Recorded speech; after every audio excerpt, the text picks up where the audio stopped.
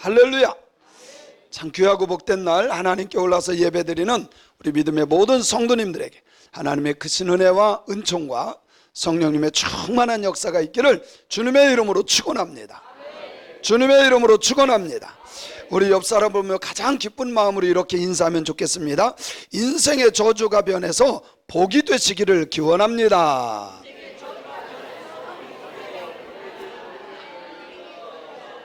그럼요. 인생의 저주가 복이 되기를 기원합니다. 다시 한번 인사합니다. 당신은 예수님 안에 있으니 저주가 변하여 복이 된 사람입니다.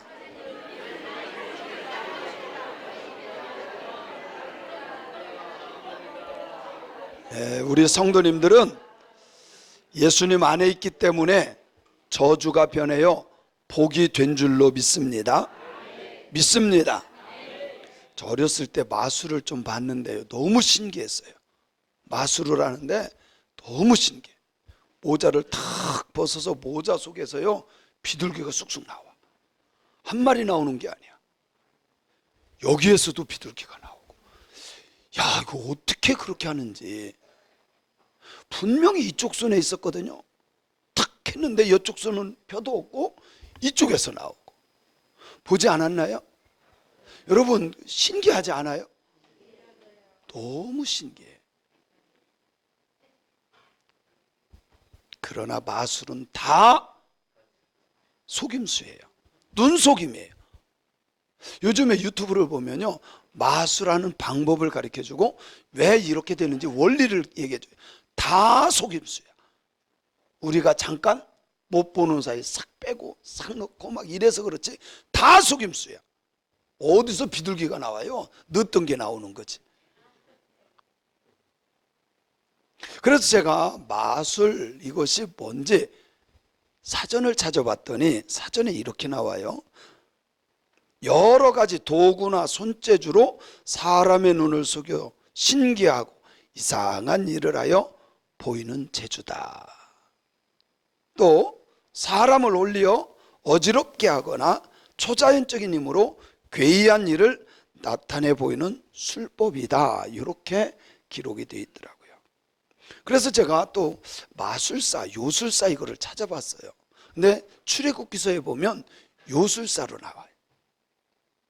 그 사람들도 모세가 행하는 10가지 중에 9가지를 거의 다 따라해요.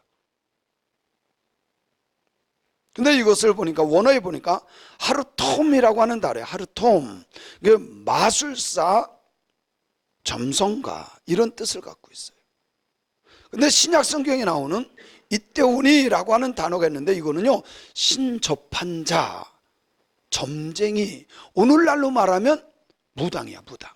오늘날로 말하면 둘 다 하나님이 좋아하지 않아요. 싫어하는 사람들이에요. 사람들의 눈을 속이지 않고 사실이 있어요. 실제 마술 같은 일, 기적 같은 일을 이루는 경우가 있어요.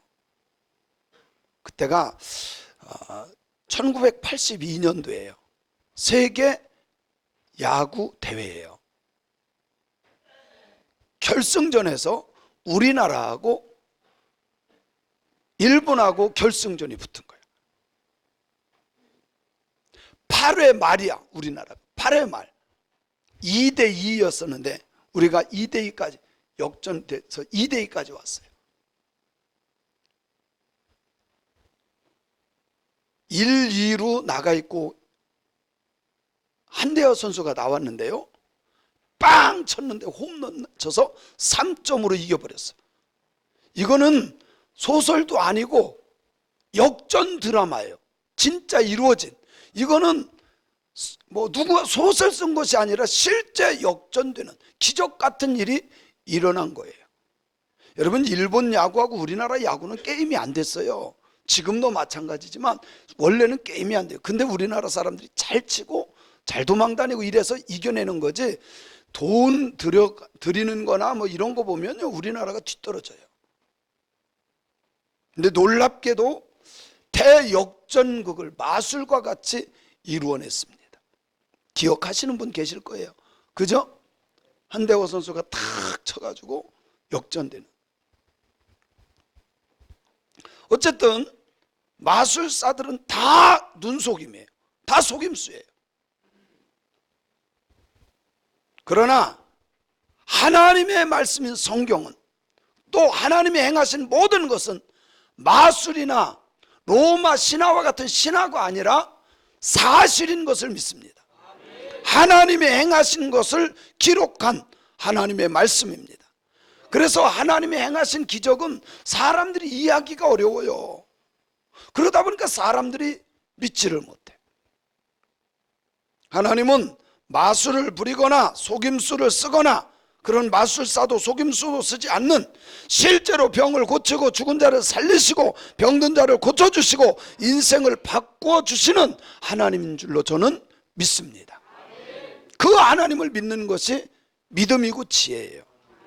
사람은요, 눈으로 본 것, 손으로 만진 것, 과학으로 증명되는 것만 믿으려고 해요. 그래요, 안 그래요? 과학으로 증명 안 됐다고 안 믿는 사람들도 많이 있습니다.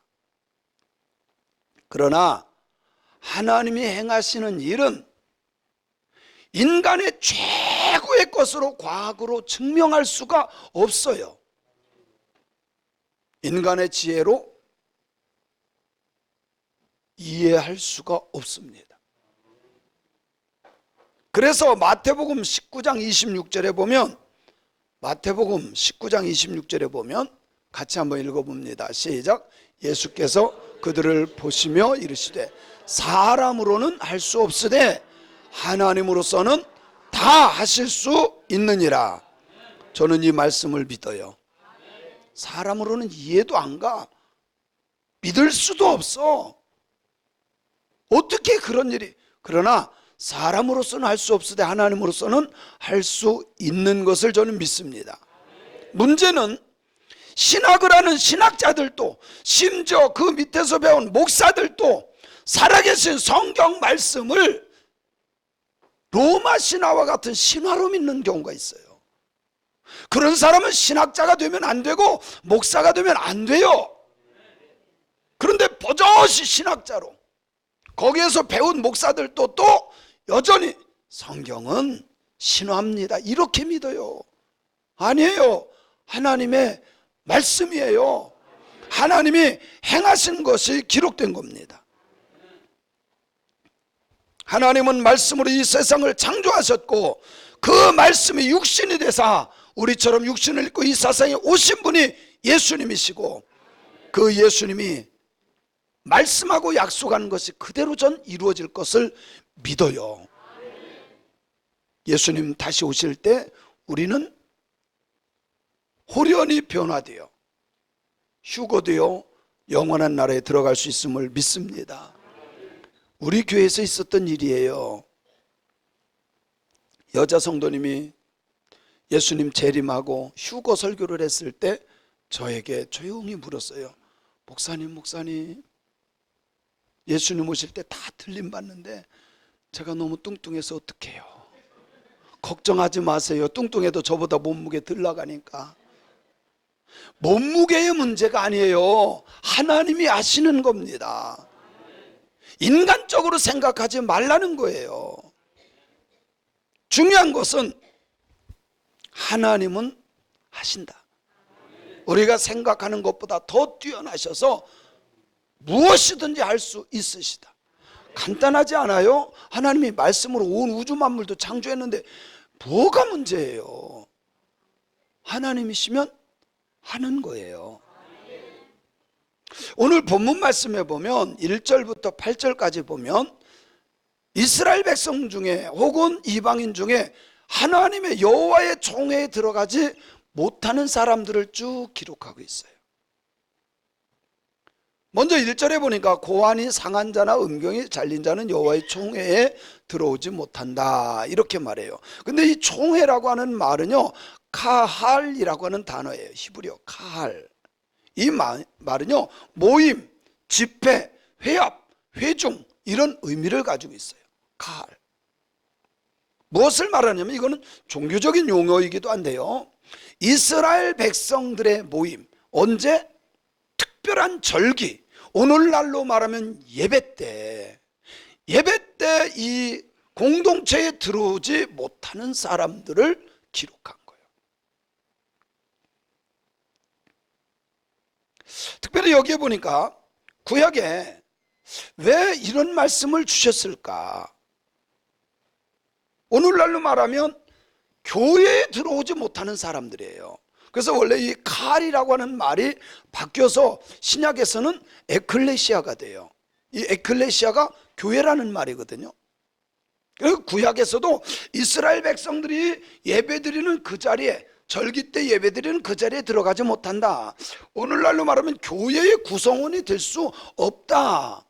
더 리얼하게 말하면 구원받을 수 없는 사람들을 말하는 거예요.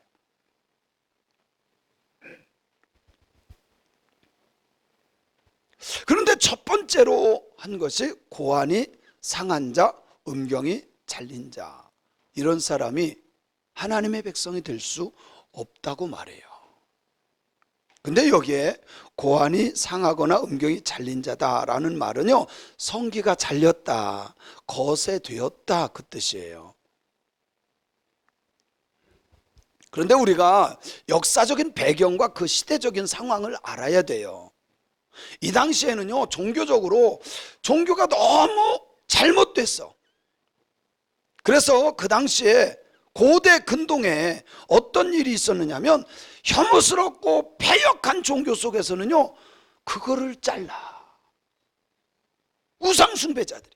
그래야 진짜 믿음이 좋은 것처럼.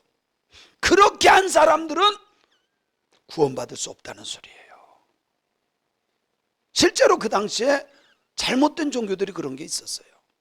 그래서 오늘날도 있어요, 이게. 여러분요, 네팔이 있죠, 네팔. 네팔에는 신이 엄청 많아요. 그래서 365일 가운데 거의 365일이 신을 섬기는 날이야, 축제일이야.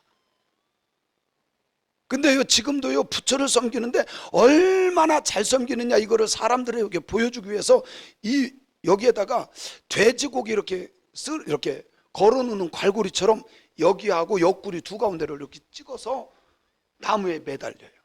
그리고 낚싯대처럼 이렇게 구부러지는 대나무 같은 큰 나무에다가 사람을 깨달아매요. 그리고 그걸 흔들어. 그 고행을 견뎌내면 신앙심이 깊다, 이렇게 표현하는 거예요. 아니에요. 얼마나 무식한 겁니까?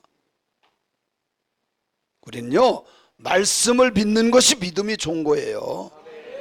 아멘. 여러분, 오늘날 고환이 상한 자나 음경이 잘린 자는 누구를 말하는 거냐면 성전환자를 말하는 거예요. 하나님이 본래 하나님의 형상대로 잘 만들었어요. 근데 남자가 여자로 바꾸고 여자가 남자로 바꾸고, 요즘에 그거 성전환 수술 많이 합니다. 우리나라에서 허가하지 않으니까 어디 가서 해요? 태국 가서 하더라고.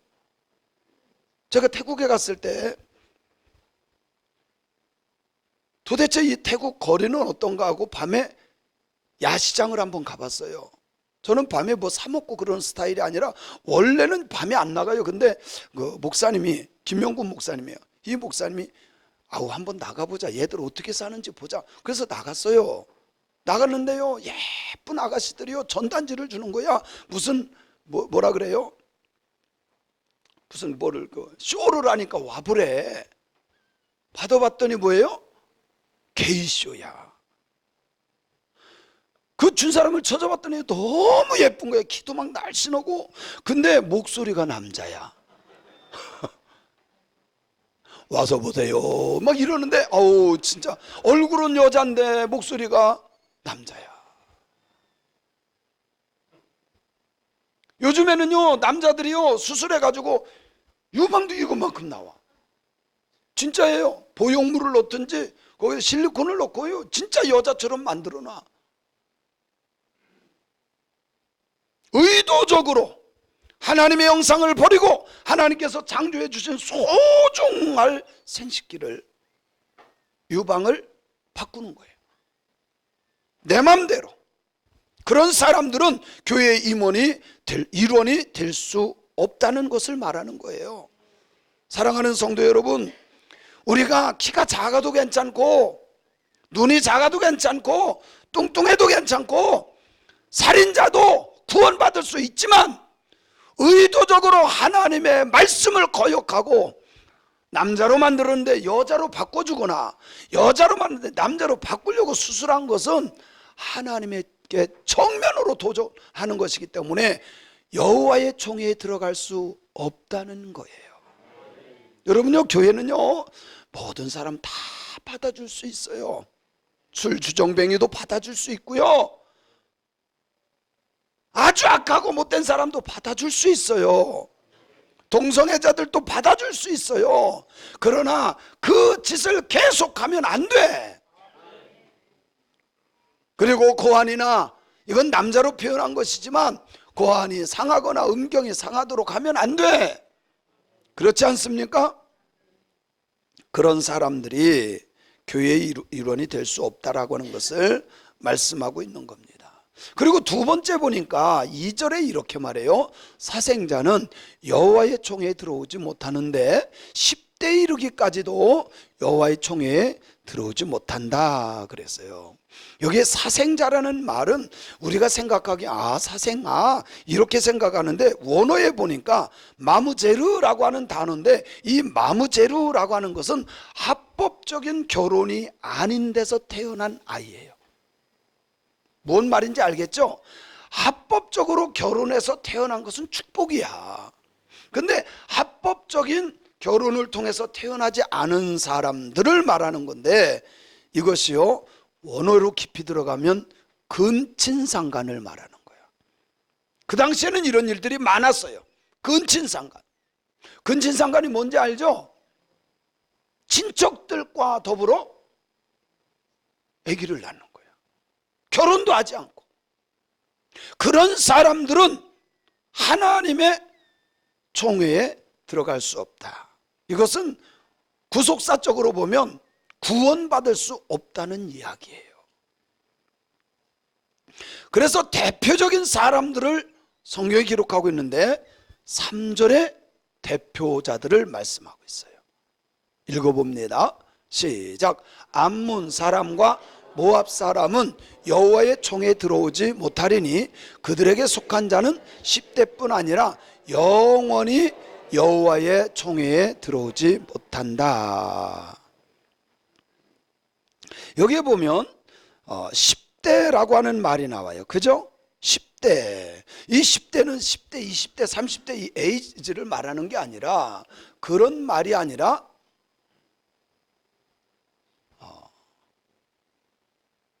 1대, 2대, 3대, 4대 이런 것을 말해요. 무슨 말씀인지 알겠죠? 그러면 10대가 되면 된다는 말입니까? 아니에요. 그것을 말하는 게 아니에요. 그래서 10대 후에 들어오는 것이 아니라, 이 원래의 뜻은, 깜이라고 하는 말의 원래의 뜻은 확실하게 진짜로 그런 뜻이에요. 그래서 10대가 되면 뭐 그 후손들은 들어갈 수 있다가 아니라, 이 사람들은 확실하게 영원히 들어가지 못한다라고 하는 의미예요. 그리고 3절에서 이것을 정확하게 영원히 여호와의 총회에 들어오지 못할 사람들이다 라고 말씀하고 있습니다. 그 사람들이 누구예요? 근친상간에서 사생아를 낳은 사람 암몬과 모압. 모압이 누구예요? 롯이 소돔과 고모라 성에서 나와서 다 없어지고 아내도 죽고 다 죽어 없어졌어요. 도시가. 이 집 식구 셋만 남았어. 그때 딸들이 작당을 합니다. 아버지에게 뭐를 먹여요? 얼만큼 먹여요? 필름이 끊어질 때까지. 그리고 나서 첫째 날은 큰 딸이 들어가서 잉태를 해요. 둘째 날은 둘째 딸이 들어가서 잉태를 해요. 첫 번째 딸이 들어가서 낳은 아이가 모압이고 암몬이고, 둘째가 낳은 사람이 뭐예요? 여러분요, 이게 뭐예요? 대표적으로 근친상간이야. 그런 사람들은 뭐한다? 여호와의 총회에 영원히 들어올 수 없다라고 하는 거예요. 이들의 행위를 보면 참 기가 막혀요. 암몬과 모압 사람들의 행위 자체도 아주 못됐어.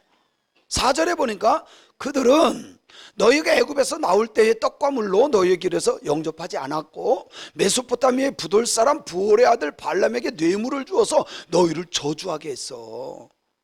여러분요, 이것을 구속사적으로 제가 풀어볼게요.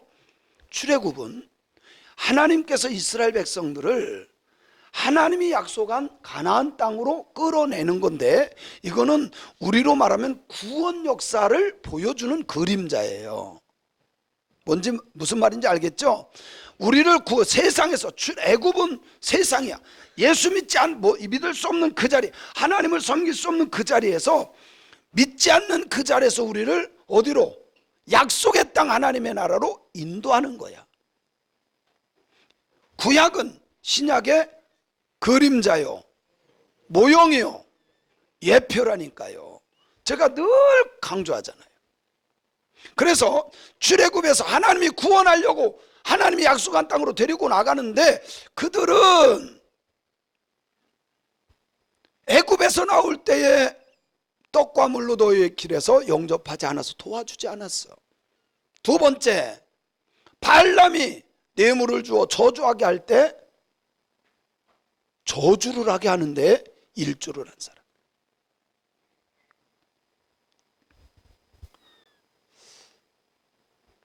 무엇을 말합니까? 구원받은 자를 회방하고 도와주지 않고 믿지 못하게 하는 사람들이에요.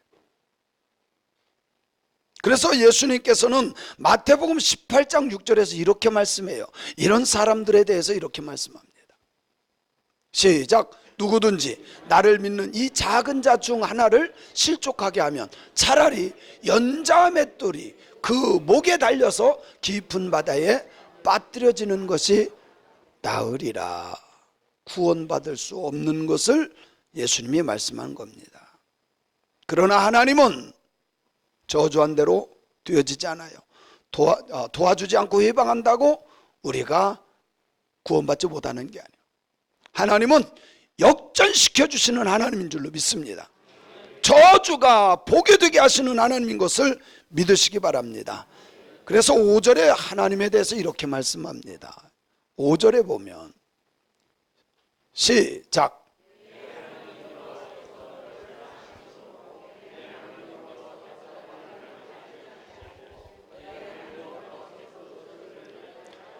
저주를 변하여 복이 되게 하셨다. 하나님만큼 우리를 사랑하는 사람이 없어요. 내 하나님 여호와께서 너를 사랑하심으로, 그 어떤 부모도 어머니라고 해도요, 하나님이 우리를 사랑한 만큼 사랑한 사람이 없어.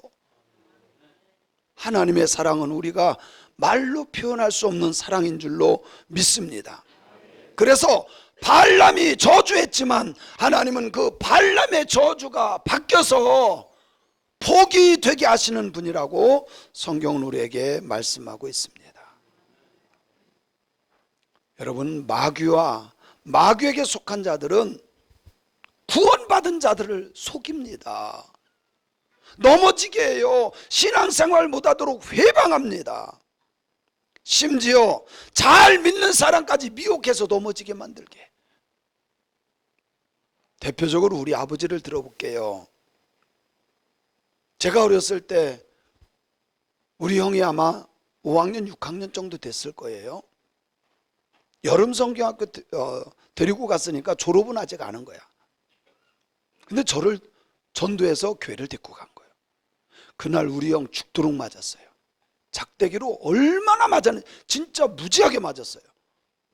그 뒤로 우리 형이 교회를 나가지 않았어요.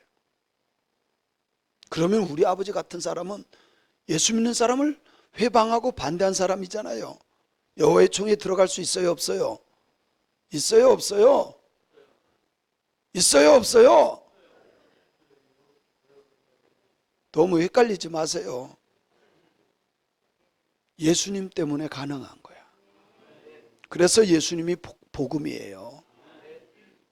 구약으로 가면 우리 아버지는 그렇게 할 수 있는, 구원받을 수 있는 사람이 아니에요. 예수님 때문에 저주가 복이 되신 분이 우리 아버지야. 할렐루야. 그런데 방해하고 회방했던 그 사람, 도와주지 않았던 그 사람들, 영원히 그들을 위해서 기도하지도 말래. 6절에 보니까 내 평생에 그들의 평안함과 형통함을 영원히 구하지 말아라. 그렇지 않습니까? 근데 우리는 누가 이런 사람인지 지금 이 시대는 구별하기 어려워요. 구원받을 사람, 구원받지 못할 사람 우리는 몰라. 그렇기 때문에 누구든지에게 뭐는 해야 돼요? 복음은 전해야 돼. 정말 그 영혼이 구원받기 위해서 기도해야 돼. 언제 구원받을지 아무도 모르기 때문에. 그리고 7절 8절에 보면, 먼저 7절을 읽어볼게요. 시작. 너는 에돔 사람을 미워하지 말라. 그는 내 형제임이니라. 애굽 사람을 미워하지 말라. 네가 그의 땅에서 객이 되었음이라. 에돔 사람 미워하지 말래. 왜? 형제이기 때문에. 애굽 사람 미워하지 말래. 이 사람들 다 이방인이에요. 그런데도 미워하지 말래. 왜? 그 땅에서 객이 되었는데, 여러분 출애굽할 때 애굽에 있던 사람들도 이스라엘 사람들하고 같이 나와서 구원받은 사람들이 있어요. 그들을 미워하지 말래요.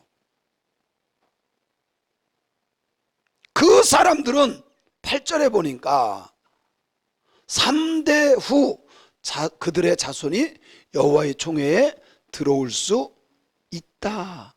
이것은 무엇을 말하는 거예요? 여러분, 이방인이라 한다 할지라도 3대 후라고 하는 것은 곧 복음이면 구원받을 수 있어요. 아무리 이방인이어도 예수 믿으면 구원받을 수 있어요.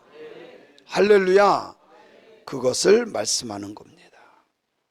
그래서 우리는 이 사람들을 찾아서 구원의 길에 함께 가는 신앙인들이 되어야 합니다. 사랑하는 성도 여러분, 하나님의 창조 섭리를 바꾸면 안 돼요. 여호와 하나님의 구원 역사의 뜻에 방해하거나 회방해서도 안 됩니다. 이것이 미련한 생각인데 이 미련한 생각, 죄된 생각을 버려야 됩니다. 아멘. 왜 우상단지들이 하는 것을 따라갑니까? 잘못된 퇴락한 종교를 따라갑니까? 두려워하지도 말고 하나님만 두려워할 수 있는 저와 여러분이 되었으면 좋겠어요. 대부분 성도님들 가운데 여러분요, 우상을 오히려 두려워하는 사람들이 많습니다. 심지어 집안에 뭐를 붙여놔요? 안 믿는 사람들이 뭘 붙여놔요? 부적을 붙여놔요. 그거 뗄 수 있는 용기 있는 사람이 많지 않아요. 또 신주단지도 갖다 놔요. 그거 갖다 깰 수 있는 사람이 없어요. 제가 첫 목회하던 연천에는요, 산이 높아요. 교회도 산 중턱에 있고 그 산이 굉장히 높아요. 원래 천이 들어간 거, 포천, 연천 뭐 이런 거 있죠. 거기는 뭐가 깊다는 거예요? 산골이 깊다는 거예요. 산도 높고. 근데요, 그 산에 제가 자주 올라갔어요. 한참 올라가다 보면 기가 막히게도 무당 신 내리는 데가 있어요. 야, 그 추운 겨울에도요, 얼음 깨고 그거로 목욕 제기하고 신 내림 받아. 이건 진짜 귀신 역사야. 근데 가보면요, 노란 거, 빨간 거, 파란 거, 하얀 거 해서 줄을 막, 아니 왜 이렇게 어수선하게 그런 걸 매달아 놨는지 몰라. 막 나무에다가 걸어 놓고요, 거기서 이렇게 조금 이렇게 털을 닦아 놓고 거기서 뭐 하는 거요? 신내림 하는 거예요. 신내림. 근데 거기에 촛불이 이렇게 있어요. 촛불 켜놓고 거기다가요, 돈을 놔. 그 돈을 갖다 쓸 수 있는 사람 있어요? 그 돈을 주워다가 쓸 수 있는 사람 있어요? 솔직히 일반인들도 그냥 놔둬요. 아무도 건드리지 않아. 누가 갖다 써요? 누가 갖다 써요? 저밖에 없어요. 저밖에. 왜? 무서워? 아니야. 하나님만 두려워해야 돼. 그 신은요, 아무것도 아니야. 부적 떼도 되고요, 신주단지 깨뜨려도 되고요. 제가 신주단지 얼마 전에 갖다 깨뜨렸잖아. 그 속에 뭐 들었는지 아세요? 쌀 들었어요. 나도 모르게 빡 깼는데 그냥 그 채로 깼어요. 깼더니 쌀이 푹 튀어나와. 그거 알았으면 그거로 밥에 먹을 건데. 아무 상관없어요. 두려워할 필요도 없어요. 무슨 말인지 알겠죠? 하나님을 믿는 사람들은 그 우상단지 두려워할 필요가 없다는 거예요. 그래서 하나님의 창조 섭리를 바꾸려고 하는 사람들 다 버리고, 죄악된 생각 버리고 오직 주님의 구원 역사에 동참하는 신앙인들이 되어야 합니다. 믿음으로 하나가 되어 천국 가는 그날까지 함께 가는 신앙인들이 되기를 원합니다. 사랑하는 성도 여러분, 나는 구원받을 자들을 방치하고 있는 사람입니까? 도와주고 끌어당겨 구원의 길에 협력하는 자로 살아갑니까? 많은 사람들이 방치를 너무 많이 해요. 내 주변의 사람들이 예수를 몰라요, 부인해요. 그래도 내버려둬 방치하는 겁니다. 오히려 주님께서 구원의 길을 열어주셨기 때문에 나를 통하여 내 주변의 사람들이 예수 믿어 구원받는다면 이것보다 아름다운 일이 없잖아요. 이것보다 복된 일이 없잖아요. 가장 큰 저주는 예수를 믿지 않는 게 저주예요. 가장 큰 축복은 예수를 믿는 게 축복이에요. 저주가 변해서 축복이 되는 것은 예수 안 믿는 사람이 예수 믿어 구원받는 거예요. 우리 성도님들 때문에, 나 때문에 십자가가 빛이 난다면, 나 때문에 한 영혼이 구원받는다면 그것보다 값진 일은 없을 거예요. 어떤 대가를 줘서라도 그 일에 동참하는 신앙인들이 되어야 할 줄로 믿습니다. 믿습니다.